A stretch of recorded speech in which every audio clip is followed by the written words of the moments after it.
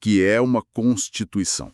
A gente tende a pensar nela como um livro de regras grosso, complicado. O manual de instruções do país. Exato, um manual. Mas será que é só isso? Ou é algo mais?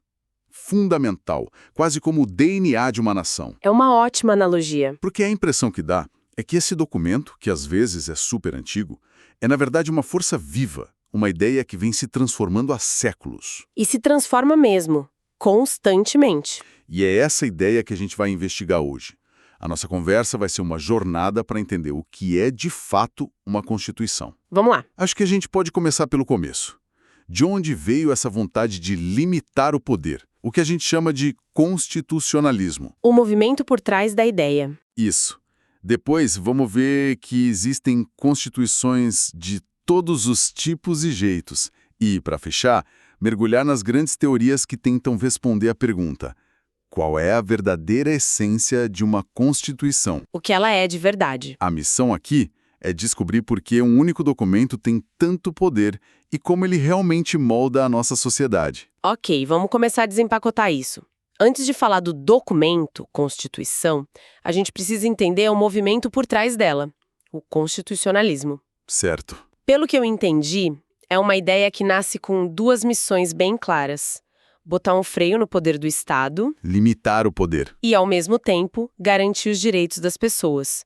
É o grande não ao poder absoluto, aquela ideia de que um rei ou um governante pode fazer o que bem entende. É a luta contra o poder arbitrário. Exatamente.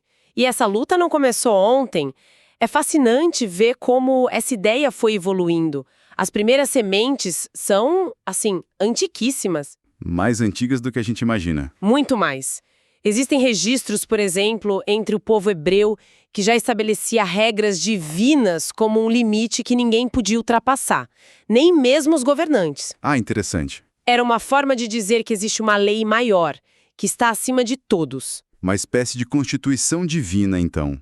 Mas o conceito moderno, como a gente conhece, surge bem depois, certo? Sim, o grande salto acontece na Era Moderna. A primeira grande fase é o que chamamos de constitucionalismo liberal, ou clássico, lá pelo século XVIII. Era das revoluções burguesas. Isso, o foco aqui era claríssimo: proteger o indivíduo do Estado. Os direitos mais importantes eram os de primeira dimensão: liberdade, propriedade. E a não intervenção do Estado na vida privada. Principalmente. É a ideia do Estado mínimo. O governo cuida da segurança e da lei, e o resto é com o cidadão. E os grandes exemplos seriam as constituições dos Estados Unidos e da França, imagino. Perfeito. A americana de 1787 e a francesa de 1791 são os marcos.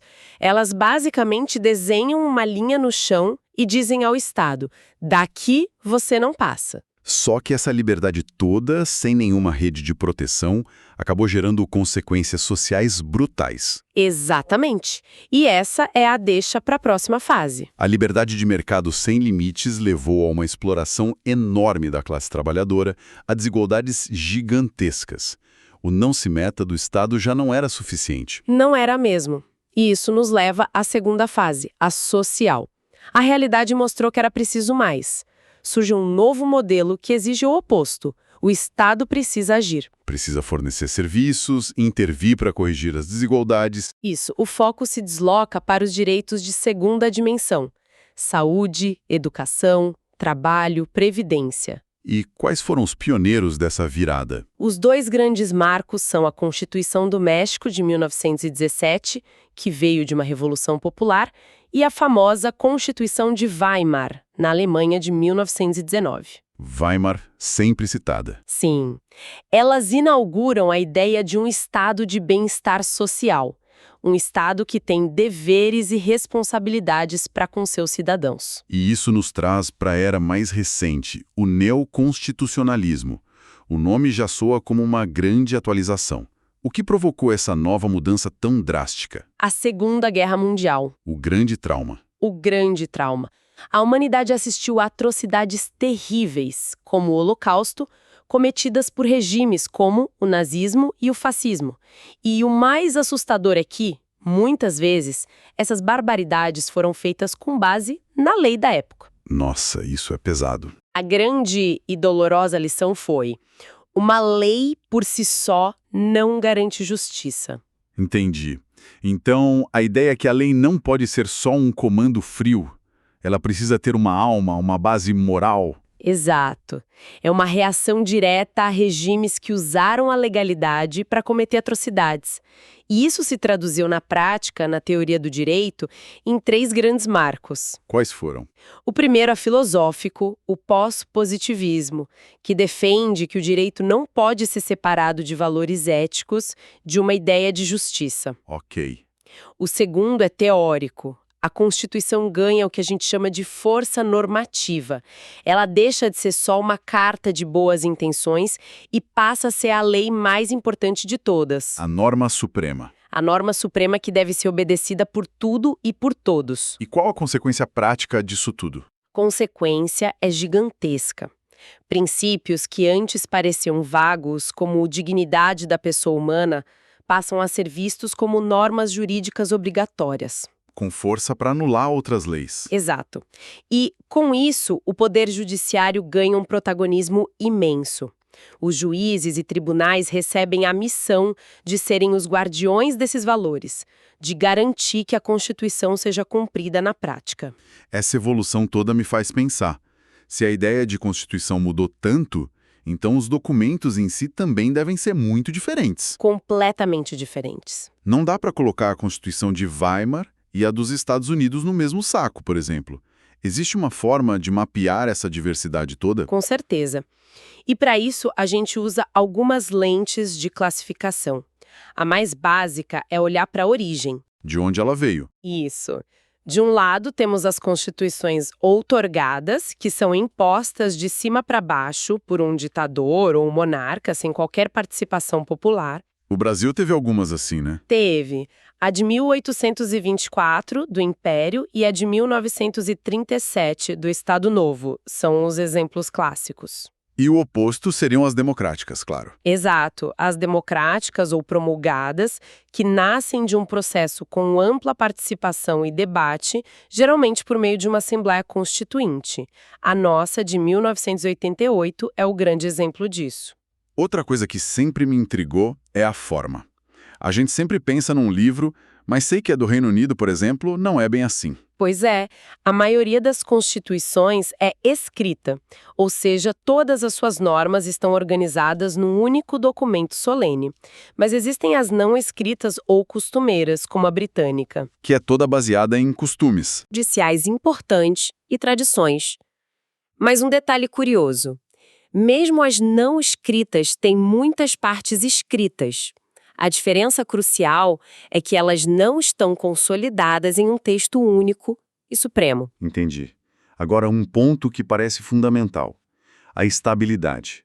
Mudar uma Constituição deveria ser fácil ou difícil? Essa é uma das classificações mais importantes. Podemos pensar nisso como se fosse um software. Existem as constituições flexíveis, que são como um aplicativo que você atualiza facilmente, pelo mesmo processo de aprovar uma lei qualquer. E tem as rígidas. E existem as rígidas, que são como o sistema operacional do seu computador. Para mudar, o processo é muito mais complicado, exige mais votos, mais discussões, é um mecanismo de proteção. E a nossa de 1988 se encaixa onde? Ela é o exemplo clássico de constituição rígida. Mudar um artigo dela através de uma emenda constitucional é um processo bem mais difícil do que aprovar uma lei comum. E eu já ouvi falar de um terceiro tipo, as superrígidas. Mais rígido que rígido, como assim? Seriam aquelas que, além do processo difícil de alteração, possuem um núcleo que é simplesmente imutável. São as famosas cláusulas pétreas. A nossa tem isso. Tem a forma federativa de Estado, os direitos e garantias individuais, mas a maioria dos juristas a considera apenas rígida porque se entende que até essas cláusulas podem ser alteradas, desde que seja para ampliar direitos e não para suprimi-los. Entendi. Tem uma última classificação que eu acho fascinante, porque ela é quase um teste de honestidade para um país. É aquela que compara o que a Constituição diz com o que a sociedade faz. É onde a gente separa o discurso da prática. É a chamada classificação ontológica do pensador Karl Loewenstein. Ele propõe 3 categorias. A primeira é a das constituições normativas. Que seria o ideal. O ideal. Nelas, o texto e a realidade andam de mãos dadas.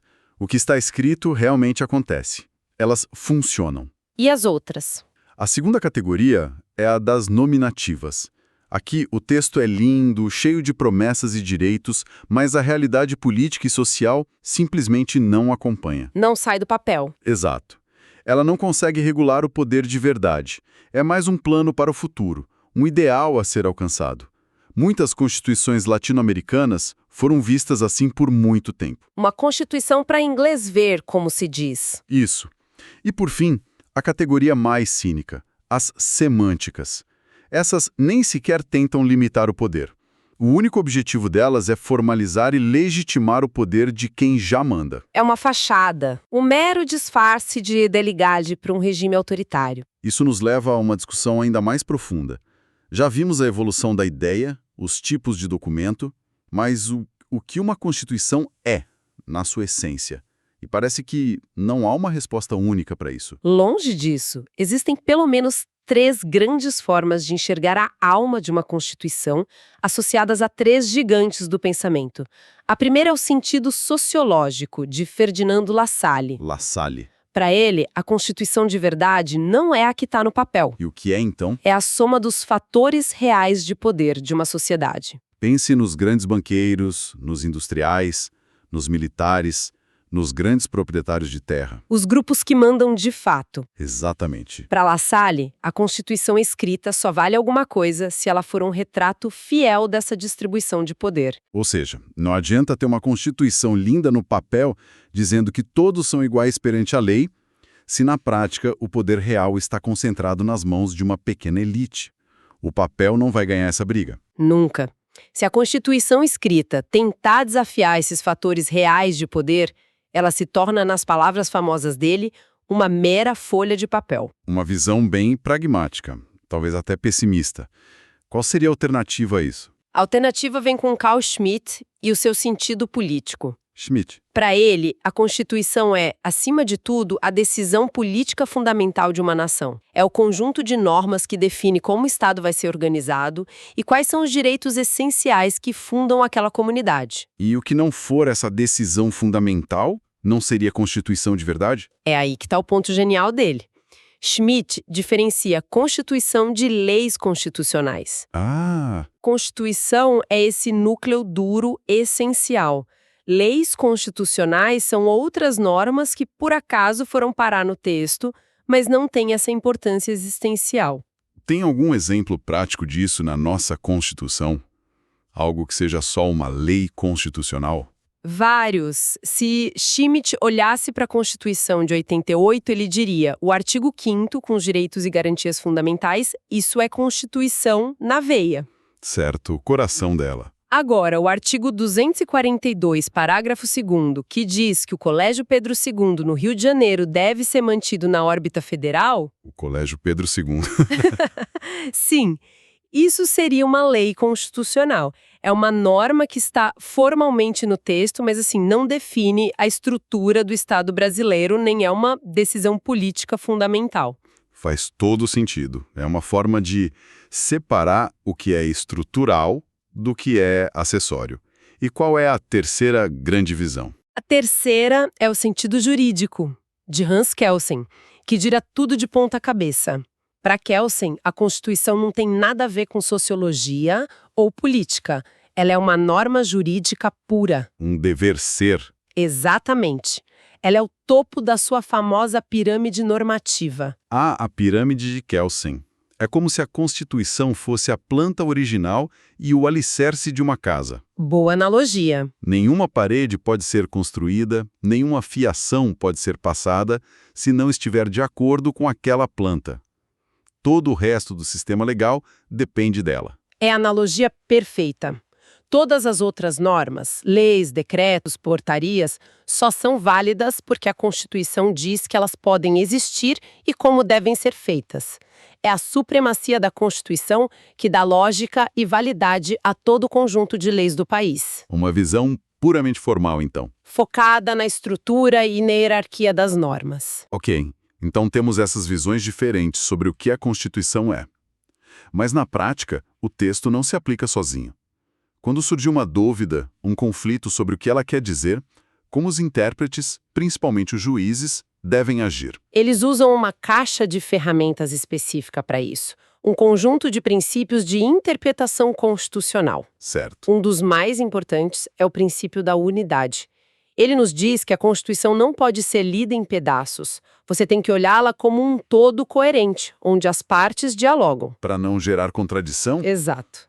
E reforce a ideia de que não há um artigo mais importante que o outro no texto original. E quando uma norma parece muito aberta, muito genérica, corre o risco de não ser aplicada? De virar letra morta? Para evitar isso, existe o princípio da máxima efetividade.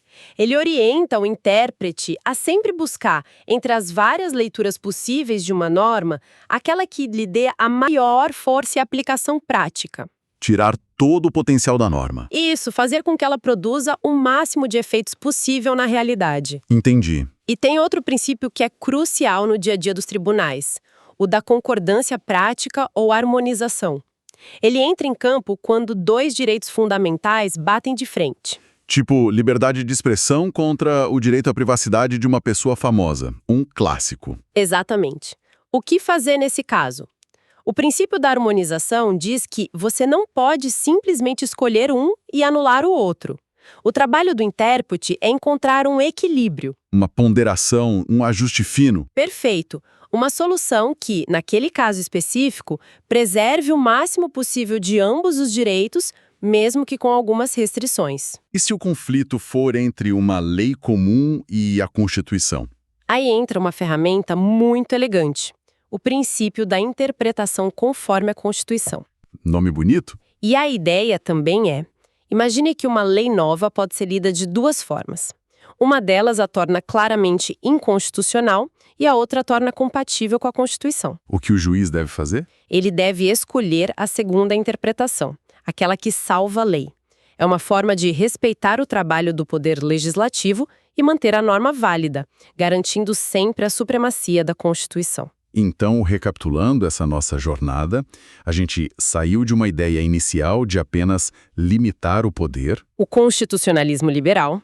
Passamos por uma fase de exigência de atuação social do Estado. E chegamos a um documento que é a norma suprema, cheia de valores, no topo de todo o sistema. O neoconstitucionalismo. Vimos que ela pode ser de vários tipos, mais rígida ou mais flexível, mais próxima da realidade ou só uma fachada. E no fundo ela pode ser vista como um reflexo do poder real, como uma decisão política fundamental, ou como o pilar que sustenta toda a ordem jurídica. É uma síntese perfeita. E essa jornada toda nos deixa com uma reflexão final que é muito atual. Manda. Nós vimos que o neoconstitucionalismo, nascido das cinzas da Segunda Guerra, deu um poder imenso ao judiciário para concretizar os valores da Constituição, como a dignidade e a justiça. Certo, o guardião da Constituição. Isso foi, sem dúvida, um avanço civilizatório gigantesco na proteção dos direitos. Mas, ao mesmo tempo, isso abre uma questão fundamental para os nossos dias. Se a Constituição foi criada para limitar o poder político dos governantes, quem limita o poder dos seus intérpretes finais? Boa pergunta. Até que ponto a interpretação de princípios tão abertos como dignidade ou bem comum é uma aplicação técnica da lei e a partir de que ponto ela se torna ela mesma uma nova decisão política?